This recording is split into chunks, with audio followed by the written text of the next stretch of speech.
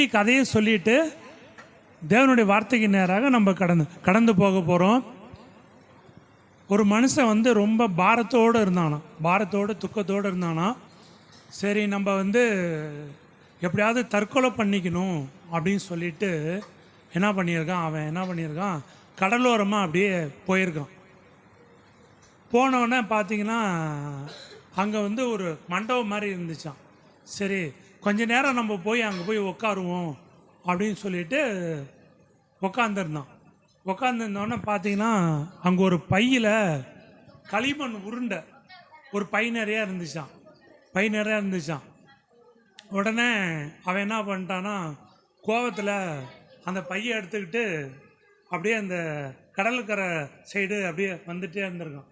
வரும்போது பார்த்தீங்கன்னா ஒவ்வொரு உருண்டையாக அப்படியே அந்த டென்ஷனில் என்ன பண்ணிட்டான், அந்த கடலில் அப்படியே தூக்கி போட்டுக்கிட்டே வந்தானான். கடைசியில் பார்த்தீங்கன்னா மூணு உருண்டை தான் இருந்துச்சான். உடனே தூக்கி போட்டோன்னா பளிச்சுன்னு ஒரு மின்னல் மாதிரி வந்துச்சான். என்னடா பளிச்சுன்னு மின்னல் மாதிரி வருது அப்படின்னு சொல்லிட்டு அதை போய் தொலைவி பார்த்தா நான் பாருங்கள், வைரக்கற்களாம் அதில். உடனே மீதமுள்ள அந்த 2 கல்லையும் தண்ணியில் கழுவி பார்த்தோம் நான் பாருங்க, அதுலேயும் வைரக்கற்கள் இருந்துச்சான். அப்போ தான் நினச்சானா, ஐயோ நம்ம ஒரு பை நிறையா வைரக்கற்கள் இருந்துச்சு, ஆனால் நம்ம என்ன பண்ணிட்டோம், வேஸ்ட் பண்ணிட்டோம் அப்படின்னு சொல்லி ரொம்ப வருத்தப்பட்டானோ. இது ஒரு கதை தான். இதுலேருந்து நம்ம என்ன தெரிஞ்சுக்கொள்கிறோம் அப்படின்னா, நம்ம இயேசு பூமிக்கு எதற்காக வந்தார் அப்படின்னா, இங்கே பாருங்கள், லூக்கா 19ஆம் அதிகாரம் 10வது வசனத்தை நம்ம வாசிக்கிறேன். போனதை தேடவும் ரட்சிக்கவுமே மனுஷகுமாரன் வந்திருக்கிறார். அப்போ பாருங்க, இங்கே போடப்பட்டிருக்கு, இழந்து போனதை தேடவும். என்னத்தை நம்ம இழந்து போயிட்டோம்? சமாதானத்தை இழந்துட்டோம். இன்னைக்கு பார்த்தீங்கன்னா தேசத்தில் ஒரு சமாதானம் இல்லாத சூழ்நிலை, சமாதானத்தை இழந்துட்டோம். நம்ம ஒரு 2 வருடமாக அதாவது உலகமே அப்படியே சம்பித்து போய் நின்றுச்சு கொரோனாவனால. அப்போ பார்த்தீங்கன்னா சமாதானம் இல்லை, யாருக்கும் சமாதானம் இல்லை. ஒருத்தர் பேசிக்க முடியல, ஒருத்தர் பார்த்துக்க முடியல. அப்படிப்பட்ட சூழ்நிலையில் நம்ம வாழ்ந்து கொண்டு இருந்தோம்.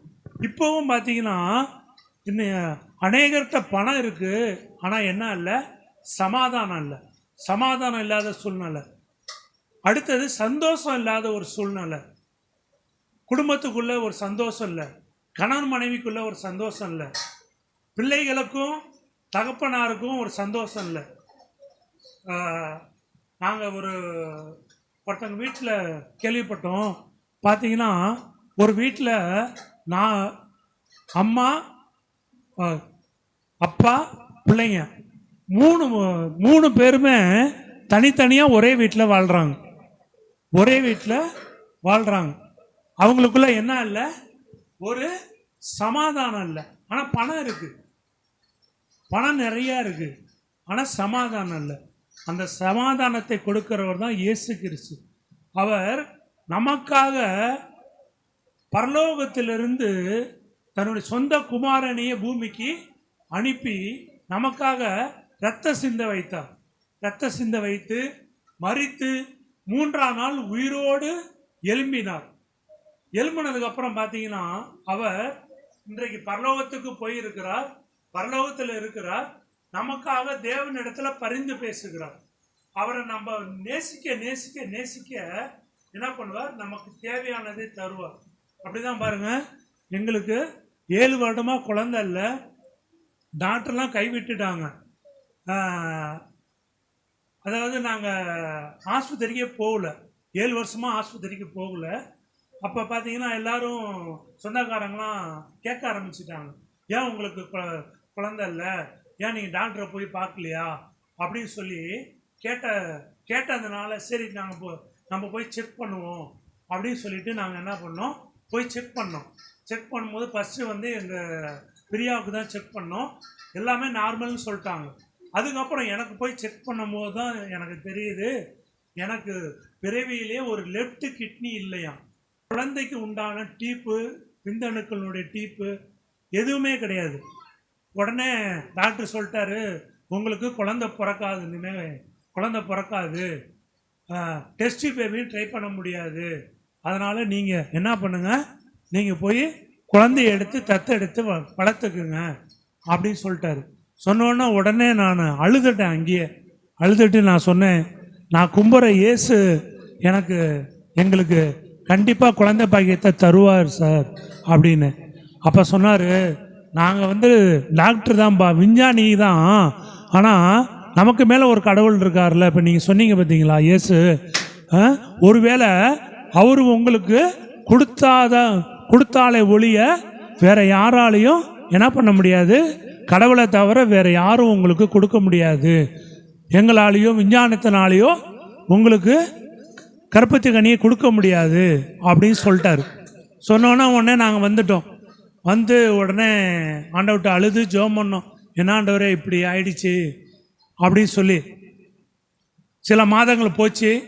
ஆண்டவர் என்ன பண்ணார், அற்புதமாக கடைக்கு வருவாங்க. கடைக்கு வந்தோன்னே எனக்கு தலையை சுற்றுது அப்படின்னு படுத்துருவாங்க. வீட்டில் படுத்துருவாங்க, கடையிலையும் படுத்துருவாங்க. அப்போ நான் சொன்னேன், டாக்டர்கிட்ட போய் நம்ம செக் பண்ணி பார்க்கலாம், உனக்கு ப்ரெஷர் எது இருக்குமா இல்லையான்னு சொல்லி அப்படின்னு சொல்லி நாங்கள் என்ன பண்ணோம், டாக்டர்கிட்ட போனோம். ரமாதா வீட்டு தான் போனோம். உடனே பார்த்தீங்கன்னா அங்கே போனோன்னே உடனே அவங்க யூரின் டெஸ்ட் பண்ணணும் அப்படின்னாங்க.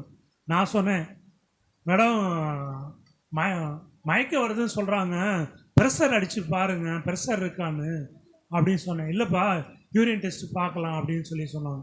உடனே சரின்னு சொல்லிவிட்டு நாங்கள் என்ன பண்ணோம், உடனே எடுக்க சொன்னாங்க. எடுத்தோன்னா பார்த்தா உங்கள் ஒய்ஃபு கன்சீவாக இருக்காங்க அப்படின்னு சொல்லி சொன்னாங்க. சொன்னோன்னே என்னால் நம்பவே முடியல. நான் உடனே திரும்ப கேட்குறேன், டாக்டர்கிட்ட கேட்குறேன், மேடம் இன்னொரு தடவை நல்லா பார்த்து சொல்லுங்களேன் அப்படின்னு. என்னப்பா நான் கன்சீவாக இருக்கேன்னு சொல்கிறேன், நம்பாமல் திரும்ப பார்க்க சொல்கிறேன் அப்படின்னு கேட்டாங்க. அப்போ தான் நான் சொன்னேன், இது மாதிரி டாக்டர் சொல்லியிருக்காங்க, எனக்கு குழந்தை பிறக்காதுன்னு சொல்லியிருக்காங்க மேடம், அதனால் இன்னொரு தடவை செக் பண்ணி பாருங்களேன் அப்படின்னு சொல்லி சொன்னேன். டாக்டர் கொடுத்த ரிப்போர்ட்லாம் எடுத்துகிட்டு வாங்க அப்படின்னு சொல்லி சொன்னாங்க. மக்கா நாள் ரிப்போர்ட்லாம் எடுத்துகிட்டு போனோம்.